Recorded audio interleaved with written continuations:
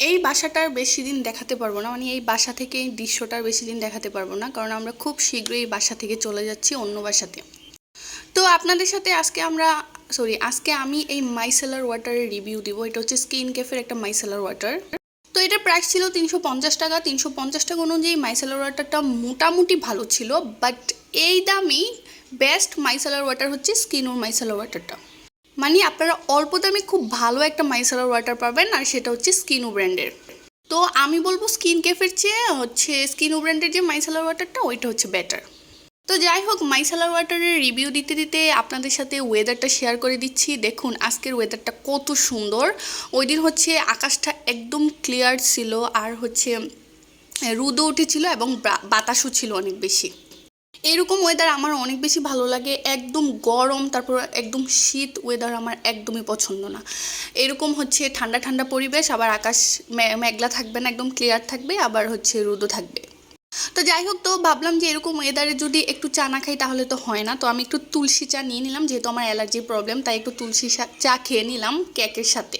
তারপর দেখলাম ব্রেকফাস্টে আমার মা হচ্ছে সবজি রান্না করছে। এই সবজি খেতে আমার একদম বিরক্ত লাগে, আমি সবজি একদমই পছন্দ করি না, কিন্তু কি আর করব, বিপদে পড়ে খাওয়া লাগতেছে, কারণ রুটি তো আর শুধু শুধু খেতে পারবো না, আর ডিম ভাজি দিয়ে রুটি খেতেও আমার ভালো লাগে না।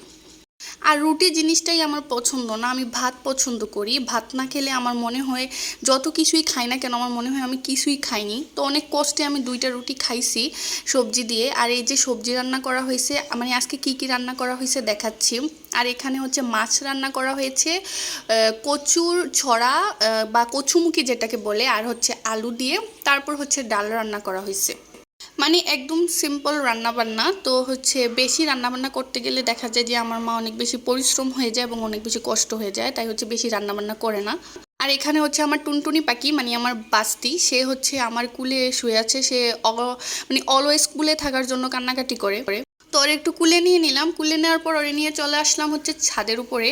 আর এই যে দেখুন অনেক সুন্দর বাতাস ছিল। সকালবেলা তো আকাশটা অনেক বেশি ক্লিয়ার ছিল, তারপরে দুপুর হওয়ার সাথে সাথেই দেখি শেষ, আকাশ মেঘলা হয়ে গেছে। মেঘলা হওয়ার সাথে সাথে অনেক বেশি বাতাসও ছিল। তো আমার কিন্তু অনেক বেশি ভালো লাগতেছিল, কারণ হচ্ছে অনেক বেশি বাতাস ছিল, আর বাতাসটা অনেক বেশি আরাম লাগতেছিল, যেহেতু আকাশটা মেঘলা ছিল। আর মেঘলা থাকার কারণে কিন্তু পরিবেশটা অনেক বেশি গরম হয়েছিল। তো বৃষ্টিটা হওয়ার পর কিন্তু পরিবেশ ঠান্ডা হয়ে যায়। তো এখান থেকে চারপাশের যে পরিবেশটা সেটা আপনাদের সাথে শেয়ার করে দিচ্ছি। আর আমরা এখানে বাসা নিয়েছি কারণ এই পরিবেশটা খুবই নিরিবিলি। আশেপাশে বাজার, মার্কেট, মানুষের গ্যাঞ্জাম কোনো কিছুই নাই এখানে। পরিবেশটা খুবই শান্ত। আর এরকম পরিবেশে থাকতে কিন্তু মানে আমার ফ্যামিলি মেম্বার্সরা অনেক বেশি পছন্দ করে। আপনারা আমার ভিডিওটি দেখলেই বুঝতে পারবেন যে পরিবেশটা, আমরা যেখানে থাকি এখানকার পরিবেশটা কতটা নীরব। তো যাই হোক, এই যে ছাদের উপর হচ্ছে বাড়ির মালিক কি গাছ যে লাগিয়েছিল, তো এই গাছের মধ্যে হচ্ছে আবার মানে গাছের মধ্যে আবার ঘাস হয়েছে। তো আসল গাছ কিন্তু মরে গেছে, কিন্তু ঘাসগুলো রয়ে গেছে। আর এখানে কে যে মরিচ শুকাইতে দিছিল, একটা মরিচ ফালাই গেছে। তো এই মরিচটা আমি হাতে পাইলাম, হাতে পাওয়ার পর ভাবলাম যে একটা মরিচ ফালাই গেল, মানে এতগুলা মরিচ শুকাইতে দিল আর একটা মরিচ ফালাই গেল। একটু পরেই কিন্তু বৃষ্টি নেমে গেছে। আপনারা দেখতে পেয়েছিলেন আকাশটা মেঘলা ছিল, তো বৃষ্টি কিন্তু শুরু হয়ে গেছে। তো দুপুরবেলা ভাবলাম যে গোসলটা সেরে নিই। গোসল করার জন্য নিয়ে নিলাম এই সানসিল্ক শ্যাম্পুটি, যেটা হচ্ছে আমার ভাবির ভাই হচ্ছে বিদেশ থেকে আনছিল। যেহেতু আমার চুল অনেক ড্রাই অ্যান্ড ফ্রিজি, আমার চুলে কিন্তু এটা খুব ভালো স্যুট করছে। তো বিকালবেলা হচ্ছে একটা জাম্বুরা ছিল, যেটাকে অনেকে বাতাবি লেবু বলে। তো জাম্বুরাটা হচ্ছে আমি লবণ আর হচ্ছে মরিচ দিয়ে মেখে খেয়ে নিলাম, আর এটা আমার অনেক বেশি পছন্দ। এই লাল জাম্বুরা আমার অনেক ফেভারিট। আপনারা কারা কারা লাল জাম্বুরা পছন্দ করেন অবশ্যই কিন্তু কমেন্ট করে জানাবেন। তো এই ছিল আজকে আমার দিনটি। আমার ব্লগটি আপনাদের কাছে কেমন লেগেছে অবশ্যই কিন্তু কমেন্ট করে জানাবেন।